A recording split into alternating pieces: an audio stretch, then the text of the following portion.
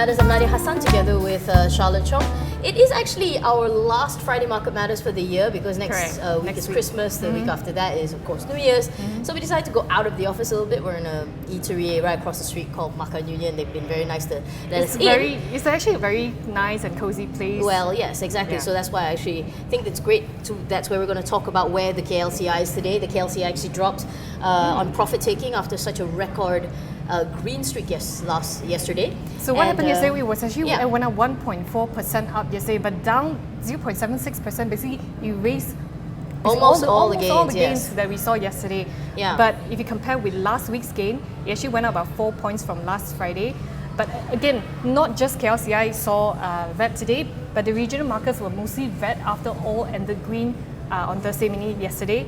I believe that the momentum of rate high has started to fade. I don't think it's momentum. I think people just had a moment of euphoria and then decided to just take profit. I mean, simple as that. We have 2 weeks left before the end of the year. So I think people are just bunkering down and seeing their positions. But going on to things that actually made us happy this week, it's related to that. We're talking about how as Suhi calls it, my BFF, Janet Yellen, FOMC head, finally raised rates. It finally happened after months of talking about it, months of speculating on it. Are you just glad it's over? Yes, I'm glad. But the thing is, right, the word here is gradual, like what you say. Because she said that she will actually increase the rate gradually next year, probably about 4 or 5 times. Because at the end of 2017, we will see rate to increase by about 2.7%. That's an aspiration, right? Definitely. You're talking about like we mentioned on Wednesday, Thursday for us, the big thing was that they raised about 0.25 PPTS.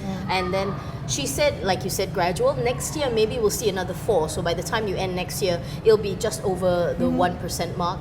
She did emphasize, though, that it's not a case of shocking the markets. You know, they say, and for them to do this, it's a sign that ultimately they have confidence in the US economy.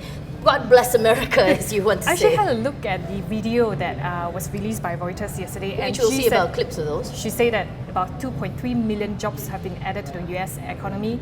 Unemployment rate down to the 7-year low of 5%. And that is actually the reason why that prompted them to raise rates. Exactly. So this is the number that we will just keep watching going into next year. How did people react? Like we said, the day after that, I think people were just relieved. And because of that, you saw a lot of green across the markets. I think you do not know yet what it means for the emerging markets.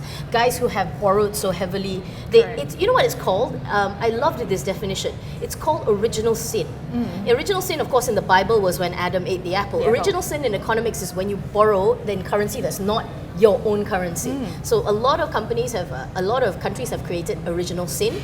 And I think that's going to be an idea. But on the other hand, US economy growth is good, isn't it? Yes, correct. But the thing is, right, let's see, US has already increased the interest rates. We will see more liquidity flowing back to the US economy because people will be buying, the greenback compared with, say, ringgit. I think nobody buys the ringgit. Ringgit will still be under pressure now. Okay, moving on to what made us sad. This is very related to us in the sense that we're looking at oil price pressure. Oil actually slid below US $35 per barrel. You said ahead actually. For a third weekly decline, it's worse, of course, the US glut. I read a lot of reports that basically said we will not see OPEC increase until the end of 2017. In the meantime, everybody just has to deal with the pain or just stick out with it. Yeah, oil slides, like what you say, slides below $35 a barrel. Yes. Now, last week, crude stockpiles actually surged to 490.7 million barrels. And last week, when they had the OPEC meeting last Friday, they actually couldn't reach a deal to cut OPEC output. Exactly. So the thing is, it's going to be a tough time for them. Ringgit, of course, has dipped 24%.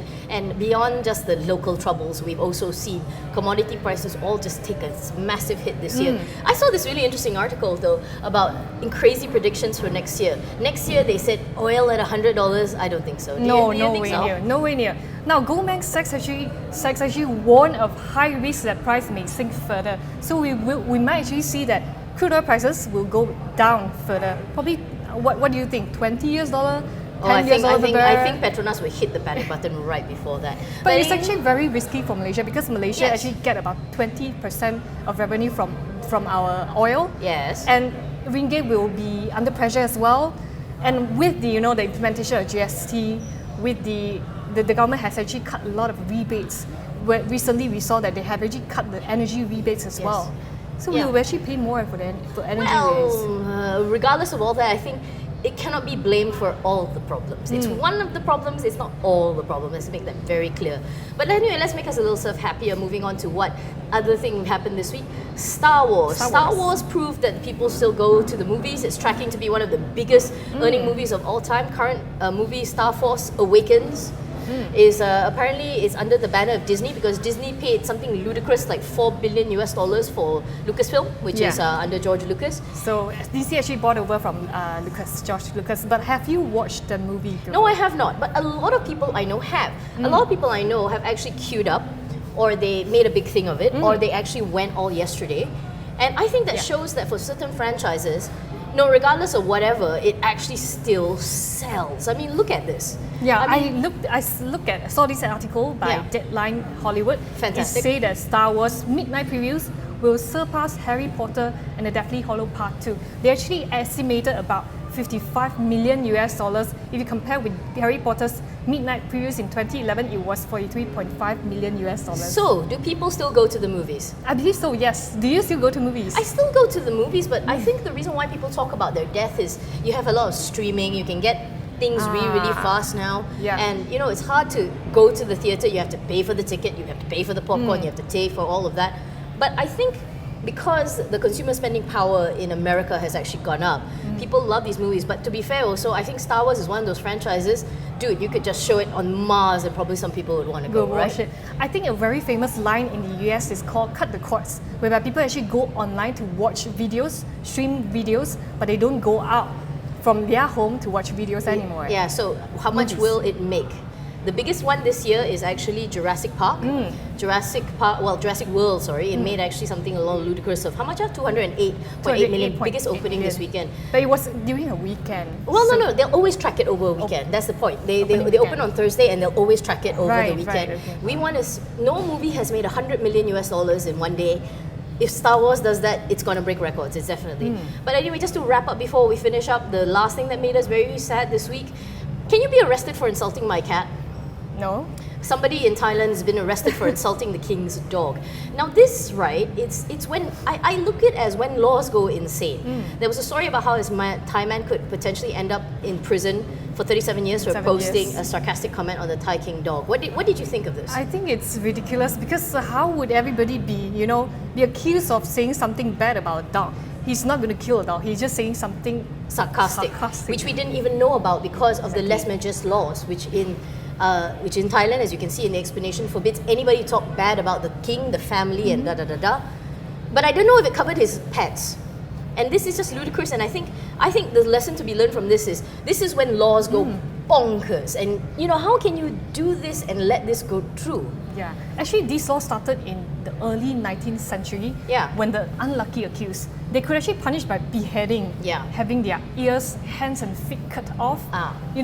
That's very serious. But for milder infractions, be imprisoned for a month and made to cut grass for the king's elephants. I think the ultimate story that we learned from this, because we're running out of time and I can see our producer actually wrapping us up, the fact is this is a lesson if laws go bonkers. National Security Council, which we just talked about, takes about people saying it's one step away from dictatorship. We don't want this. We do not want people to go into jail for liking a Facebook post, ultimately. Not in Malaysia. Exactly. That is just going to bring a lot of hounds on the head. But regardless of that, that's it for Market Matters today. I'm Nadia Hassan together with Charlotte Chong. If you want more on the news, and basically just go over to theedgemarkets.com. The Edge Weekly is open tomorrow, or you can go and watch Star Wars. I'm not promoting it, but just go watch Star Wars. Like I said, this is our last Friday show for this year. Thanks a lot for joining us. Have a good weekend, guys.